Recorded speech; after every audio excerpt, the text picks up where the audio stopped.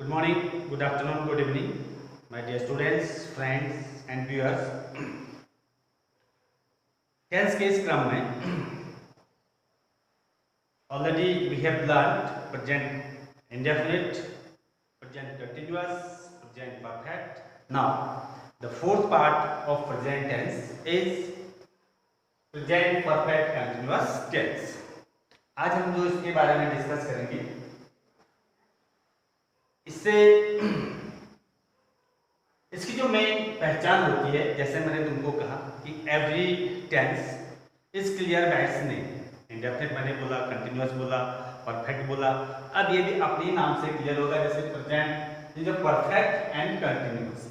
Perfect हम क्या कर चुके हैं, we have already learn, and continuous को परफेक्ट भी हम पढ़ चुके हैं और कंटिन्यूअस भी पढ़ चुके हैं. This is the combination of two, perfect and continuous. Continuous और परफेक्ट का एक, जिसको हम समावेश इसमें बोल सकते हैं. अब जो इसकी पहचान होती है, मेन वर्ब के साथ रहा है, रही है, रहे हैं, रहा हूं इत्यादि शब्द आते हैं. अब हमें कंफ्यूजन हो सकता है कि कंटिन्यूअस में भी यही है और जो है कि प्रेजेंट कंटिन्यूअस में भी ऐसे ही एंडिंग थे और प्रेजेंट परफेक्ट कंटिन्यूअस टेंस में भी. तो what is the difference? Difference है, जो डिफरेंस होगा वो है हमारा टाइम. प्रेजेंट कंटिन्यूअस में सिर्फ काम कंटिन्यू शो किया जाता है, कंटिन्यू दिखाया जाता है. लेकिन in present perfect continuous tense, जो मैंने बोला कि as clear by its name, तो परफेक्ट मींस कुछ काम आधा हो जाएगा और कुछ काम चल रहा हो. कहने का मतलब जो टाइम दिया रहता है, समय की अवधि, कुछ समय पहले से हमने वो काम शुरू करा और yet still we are going to do it, our work is not finished yet. जो अभी भी जो हमारा वर्क है वो कंप्लीट नहीं है. तो जैसे एग्जांपल देख लेते हैं हम. रहा है, रही है, तो दोनों में आ गई. अब राम 2 घंटे से पढ़ रहा है. कितने घंटे से? 2 घंटे से. जो राम है 2 घंटे से पढ़ रहा है. ये हमारा इसमें अलग सा दे दिया. प्रेजेंट कंटिन्यूअस में ऐसा शायद सिर्फ प्रेजेंट कंटिन्यूअस में होता तो राम पढ़ रहा है. There is no time given to in present continuous. अब राम 2 घंटे से पढ़ रहा है. यहाँ पर समय भी दे दिया. कितना दे दिया? समय दे दिया 2 घंटे. तुम 8 बजे से लिख रहे हो. कितने बजे से? 8 बजे से. तो यहाँ पर जो 2 चीजें हैं, ये 2 घंटे से पढ़ रहा, ये 2 घंटे में अभी भी पढ़ रहा, यानी उसने स्टार्ट कब कर दिया? He has started reading before 2 hours. यानी 2 घंटे से अभी तक का जो समय है उसमें कुछ ना कुछ उसने जो पढ़ा होगा, जो भी काम कर रहा हो, कुछ आधा हो गया.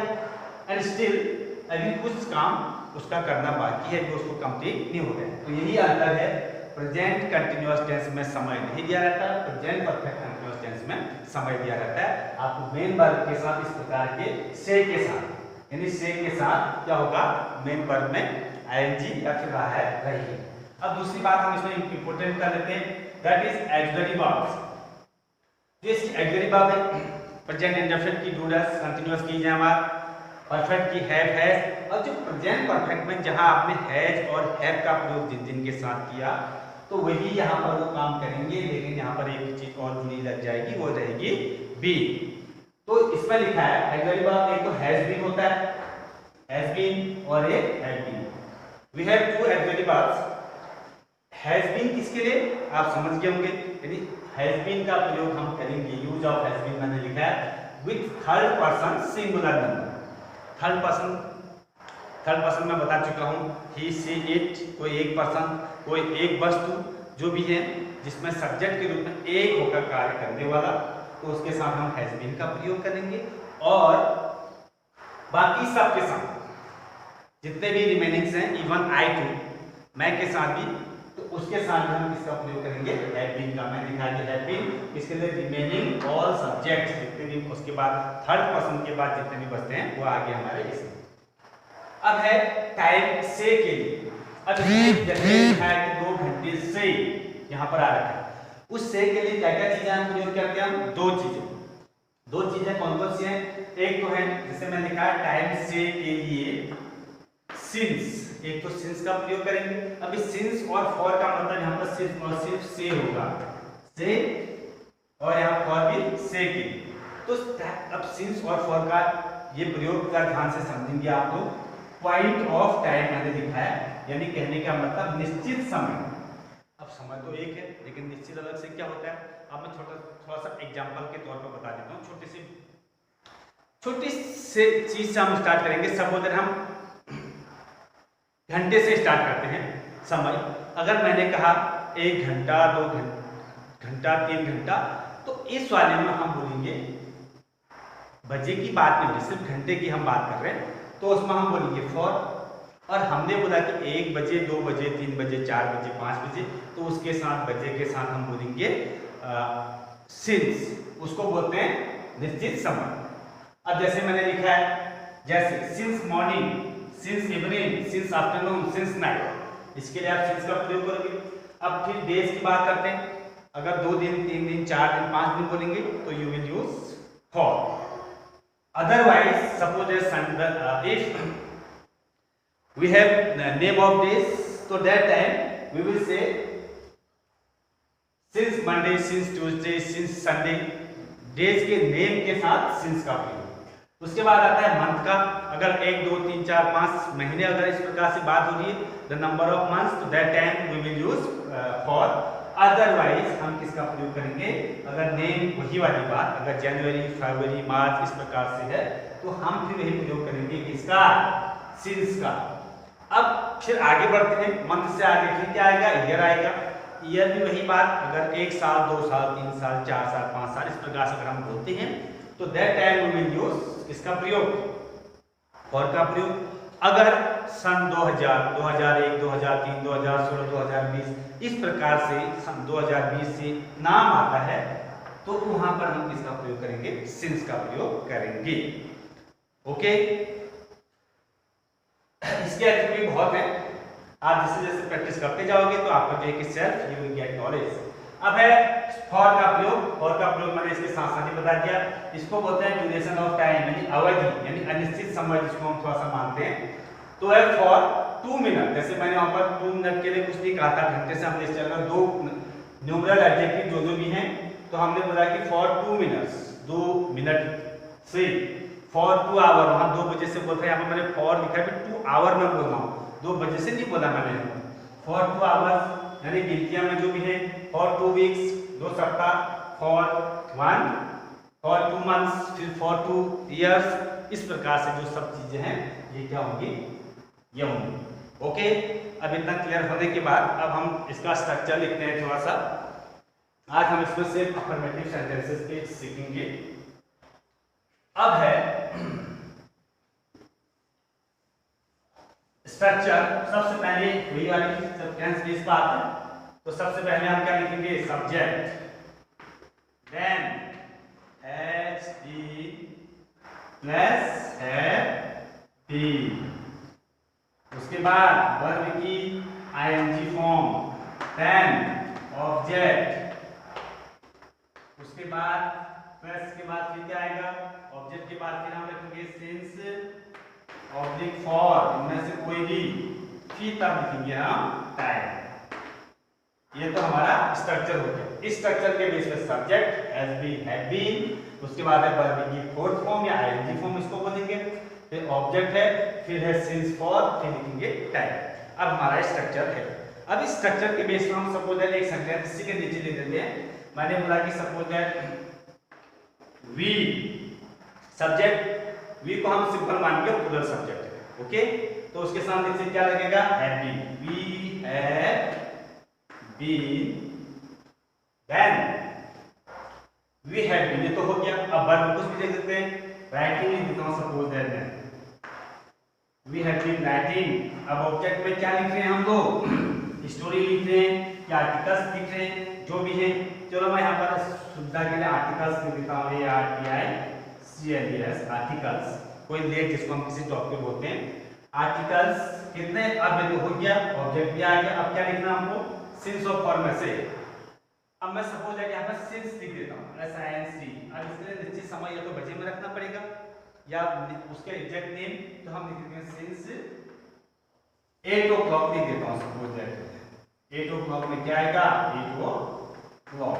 ओके, अब ये तो हमारा अपना we have been writing articles since 8 o'clock। अब हमको एंड करना है, वर्ब क्या है हमारी, राइटिंग। इसी से मिलाएंगे इसको, इस प्रकार से वर्ब को इस प्रकार से एंड करना है। तो हम लिखेंगे हम 2 घंटे से आपको, तो हम हमारे कितने हैं, 8 बजे लिखेंगे, 8 बजे से क्या कर रहे हैं, फिर यहाँ तक आ गया, यहाँ पर लिखने का काम कर रहे हैं। अब हम लिखेंगे आर्टिकल, हम 8 बजे से, एक लेख होता है, मैं आर्टिकल लिख दे रहा हूं, आर्टिकल्स लिख रहे हैं, ये हो। इस इंग्लिश में है तो इसमें कैसे ट्रांसलेट करेंगे, और अगर इसी को हम सब बोलते हैं इंग्लिश में, हिंदी का वाक्य और हम इसको इंग्लिश में ट्रांसलेट करना चाहते हैं तो हम लिखेंगे, हम के लिए इसके नेगेटिव भी लिखेंगे इस प्रकार से। एक और सेंटेंस हम बना लेते हैं, अब हम इसको इंग्लिश में ट्रांसलेट करेंगे। तुम 2 घंटे से, यहाँ पर मैं लिख रहा हूँ क्योंकि मैं फॉर का प्रयोग करूंगा, 2 घंटे से पढ़ रहे हो। ओके, क्या लिखेंगे, तुम सब्जेक्ट है, सब्जेक्ट की जगह हमने लिख दिया यू। चलो यहाँ पर और सिंथेसिस का प्रयोग करने के लिए मैं वह लिख देता हूँ, या किसी का नाम भी आप लिख सकते हैं, थर्ड पर्सन है, वह ही लिख करना है। ही के साथ क्या लगाएंगे, we will put has been, he has been. उसके बाद क्या कर रहा है, वर्क, वो 2 घंटे से, चलो मैं यहाँ पे इंग्लिश लिख देता हूँ, थोड़ा सा ऑब्जेक्ट नहीं है हमारा इसमें, इसलिए लिख दिया मैंने। He has been, READING, reading, क्या पढ़ रहा है, इंग्लिश, ENG, इंग्लिश, सिंस की फॉर, 2 घंटे है, 2 बजे तो है नहीं, तो क्या लगाएंगे, फॉर 2 आवर्स। ओके, ये तो है हमारे इसके सेंटेंसेस, अफर्मेटिव सेंटेंसेस, जिसमें कोई नेगेटिव या इंट्रोगेटिव या इस प्रकार का वो होता है नहीं।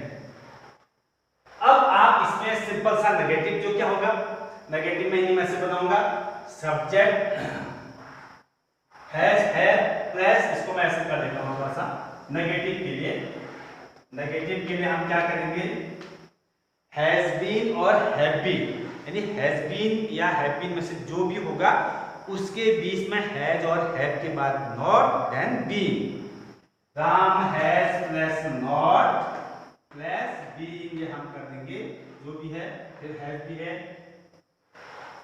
ठीक, हैज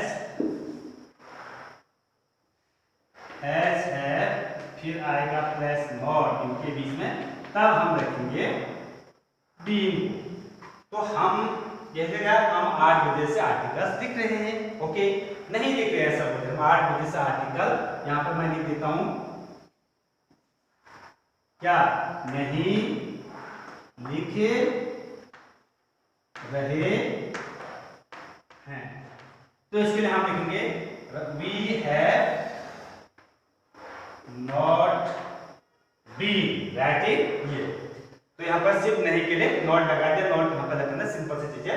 हैव बीन और हैज बीन के बीच में, यानी उसके बीच में है लगा देंगे। अब वो 2 घंटे से इंग्लिश पढ़ रहा है, नहीं पढ़ रहा है, वो 2 घंटे से इंग्लिश नहीं पढ़ रहा है, तो हम अभी क्या करेंगे, ही हैज, फिर नॉट, फिर be, he has not be, ये हो गया।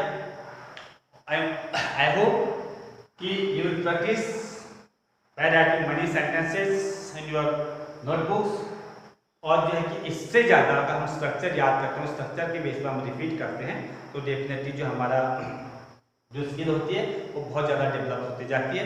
तो इस वीडियो में इतना ही, थैंक यू एंड